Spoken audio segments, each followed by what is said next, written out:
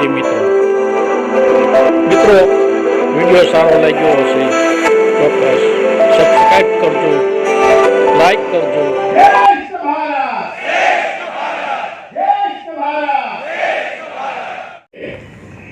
ये मुझे जितना मालूम है उससे ज्यादा आपको मालूम है, क्योंकि मैं सिर्फ बोलता हूं, महसूस कर सकता हूं, लेकिन आप भुगत होगी है, आपने भोगा है। पूरी जिंदगी हर महीने आपने पेंशन के लिए पैसे भरे। पहले 417 भरते थे, फिर 541 भरते थे, अभी 1250 भर रहे हैं पूरी जिंदगी हर महीने, क्योंकि आपको 60 साल की उम्र के बाद ये अपेक्षा थी, ये वादा था कि आपको पेंशन मिलेगी और रिटायरमेंट के बाद मरने तक की आपकी जिंदगी एक डिग्निफाइड इज्जत की जिंदगी हम जिएंगे और इज्जत की मौत हम मरेंगे। जो हमारे संविधान ने भी हमें अधिकार दिया है कि हर नागरिक इज्जत की जिंदगी जी सकता है, life with dignity and death with dignity. इसके लिए आपने पैसे भरे। अब पैसे भरने के बाद अगर वैल्यूएशन के हिसाब से देखें तो एक आदमी की पूरी सर्विस में वो कम से कम 20 लाख रुपए सरकार के पास उसका जमा है वैल्यूएशन। और ये 20 लाख के एवज में वो 20 लाख कभी वापस नहीं मिलेगा। वो जो हमारा असल था डूब गया, बराबर ही डूब है। और जो मिलेगा ब्याज के रूप में 20 लाख का कम से कम 15,000 मिलना चाहिए कि नहीं मिलना? हमको मिलता है 1,000 रुपया। गवर्नमेंट बोलती हमने 1,000 रुपया किया। मैं आपको बता दूं पूरे हिंदुस्तान में एवरेज पेंशन 1171 रुपया है और मिनिमम पेंशन जो 1,000 रुपया बोल रहे हैं, 1,000 से कम पेंशन पाने वाले की संख्या 36,60,000 है। 36,60,000 लोगों को 1,000 से कम पेंशन मिलती है।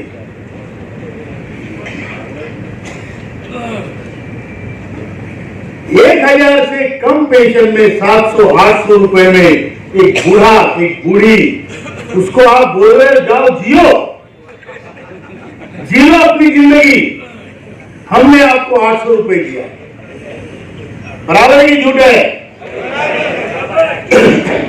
इसका परिणाम क्या होता है? परिणाम क्या होता है? परिणाम ये होता है कि जिन बच्चों के लिए हमने चड्डी बनियान से लेके किताबों से लेके सब खरीद के दिया, उसके सामने आज हाथ फैलाना पड़ता है, बेटा 200 रुपया है, बराबर है? मान्य है क्या? 200 रुपए के लिए अपने बेटे के सामने हाथ फैलाना पड़ता है। तो देता है एक बार, 2 बार, तीसरी बार उसकी बीवी उसको बुला लेती है।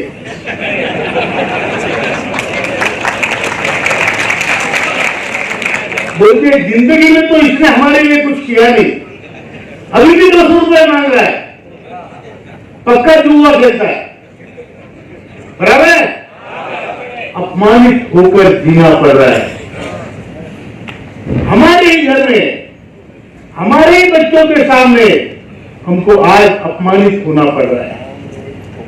और जो हमारा स्वाभिमान था, लोग हमें नमस्कार करते थे, सलाम करते थे, राम राम करते थे, आज हमारी उस गली मोहल्ले में हमारे घर में कीमत बिल्कुल नष्ट हो गई है।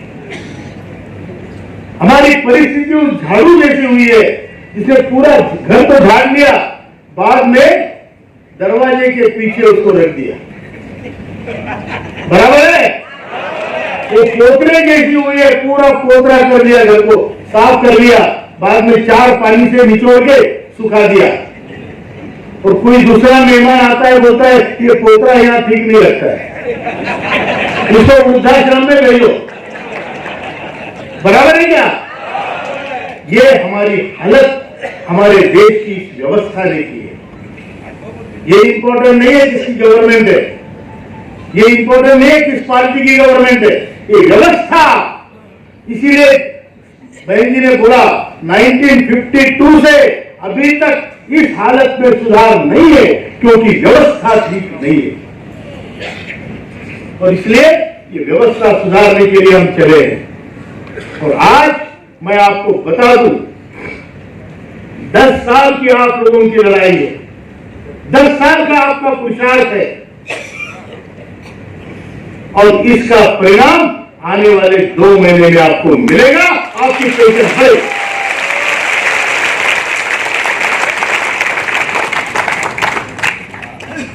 ये मैं क्यों कह सकता हूं, मेरे पास क्या आधार है? देश जागरूक हो चुका है, देश का ज्येष्ठ नागरिक अपने आप को असहाय समझने की जरूरत नहीं है। इस देश पर हमारा भी उतना ही हक है उतना उन लोगों का जो आज राज कर रहे हैं। कि हमारे बाप का भी देश है, बराबरी की झूठ है, हमारा भी देश है, बराबरी की झूठ है। और आज ये लोग जो चुन के आते हैं, एमएलए हो, एमपी हो, इनकी पेंशन 2 मिनट में बढ़ती है 24%। क्या तो इधर गुस्सा नहीं आएगा? हमें लटका के रखा है सालों साल मरने के लिए, सड़ने के लिए, और ये समाज सेवक 2 मिनट में अपनी पेंशन बढ़ा लेते हैं। अरे कौन से देश में रह रहे हैं हम? उस देश में जिस देश की संस्कृति है मातृदेवो भव, पितृदेवो भव, गुरुदेवो भव, ऐसे महान देश के हम महान नागरिक हैं।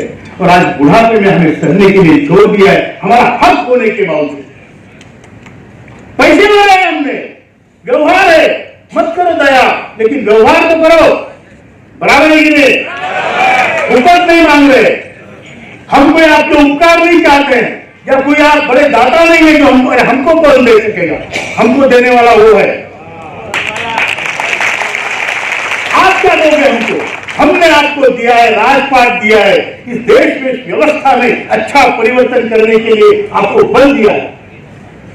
आप वो करो, हमारे ऊपर दया करने की जरूरत नहीं है, हमारा हक है, वो गिन के लेंगे, गिन के लेंगे।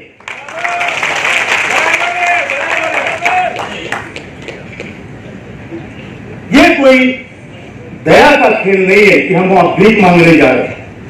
हम भीख नहीं मांग रहे, हमारा हक मांग रहे, गिन के मांग रहे। आप हिसाब करो, हिसाब दो, हिसाब बराबर करो। आपके उपकार की वजह से हम नहीं है, अरे हमने कष्ट किए, हम खपे हैं, हम जिंदगी भर खपे हैं, इसलिए आज हमारा देश इस कगार पे आके बैठा है। बराबर है? ये कामगारों का, किसानों का देश है, वो खपे हैं, तब आज जाकर भारत माता हमारी इतनी रिस्पेक्टेबल बनी।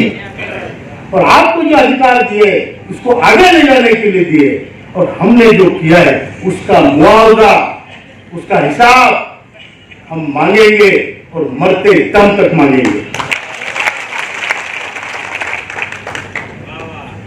हमने जो पैसे लगे उसका हिसाब आदरणीय, अभी मेरी एक और अच्छा, मेरे लिए ये सौभाग्य की बात है कि मैं आज भावनगर में हूँ, जहाँ पे आदरणीय नीमूबेन मंत्री है, और हमारे श्रम मंत्री भी पड़ोस की कॉन्स्टिट्यूएंसी से।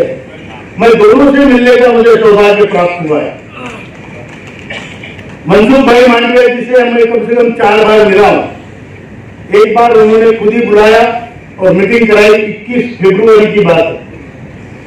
21 फरवरी को राजू भाई, 21 फरवरी को हमको बुला लिया, और उन्होंने इसलिए मीटिंग की कि उन्होंने बोला, जाओ राउत साहब, आप जाके अपने लोगों को बोलो कि मैं उनका काम कर रहा हूं और मिशन मोड पे कर रहा हूं। फिर वो बोलते बोलते बोले, मैं जानता हूं जिसने 1 पैसा कंट्रीब्यूशन नहीं किया है उसको हम और कई राज्य आज 3000 रुपए दे रहे हैं, तो आपको तो उससे ज्यादा मिलने चाहिए। मैंने बोला, सर इसमें थोड़ा सुधार करूं? बोले करो। मैंने बोला, एक घर में 2 बूढ़े होते हैं औसतन, वो 6000 लेके जा रहे, बिना कंट्रीब्यूशन के एक घर में 6000 रुपए लेके जा रहे। हमें उससे ज्यादा मिलना चाहिए। बराबर है कि झूठ है? बराबर है क्या? तो बोलो, आप ऐसे वैसे नहीं आंदोलनकारी हो, आवाज निकालनी पड़ेगी वो। बराबर है क्या? तो हमने बोला 6,000 रुपए एक घर में बिना कंट्रीब्यूशन के 2 बूढ़े लोग लेके जाते हैं सर, और हम पैसे दिए, हमने पैसे, उसका हिसाब भी होना चाहिए। तो हमको 6,000 से ज्यादा, कम से कम 7,500 और महंगाई भत्ता हमें चाहिए, मतलब 6। दूसरी बात एक अच्छी हुई, ये मैं करते रहे आपके सामने, जो वहां घटित हुआ आपको बता दो। आप लड़ते हैं, किसी ने बताया प्रेजेंटेशन में, राउत साहब के आदेश में, मैं आदेश तो नहीं देता हूं, मैं आपसे छोटा हूं, लेकिन एक राष्ट्रीय अध्यक्ष होने के नाते अगर आप मेरी बात मानते हैं तो वहां क्या घटित हुआ ये बताना मेरा कर्तव्य है, इसलिए मैं ये। फिर हम मिले, 3 बार मिले निर्मला सीतारमण जी से, जो हमारे फाइनेंस मिनिस्टर है। दूसरी बार तो उन्होंने ट्विटर पे भी डाला था, किसी ने देखा होगा, कि मैं आज एनएसी की टीम कमांडर अशोक राउत और टीम से मिली हूं, उनसे चर्चा हुई है। अच्छी बात यह है कि अब तक फाइनेंस मिनिस्ट्री का ये स्टैंड था कि ये सेल्फ फंडेड स्कीम है और हम इसके लिए कुछ नहीं कर सकते, जो पैसा है उसे में मैनेज करो, भारत सरकार इसमें कुछ नहीं करेगी।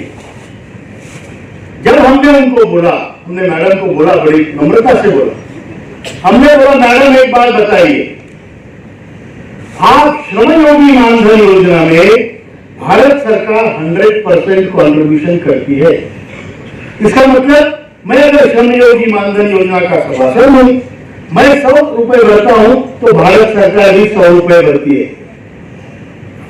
और ऐसे 100 रुपए जब मैं 30 साल भरता हूं वकील साहब, तो 30 साल के बाद मुझे 3,000 पेंशन की गारंटी है भारत सरकार की।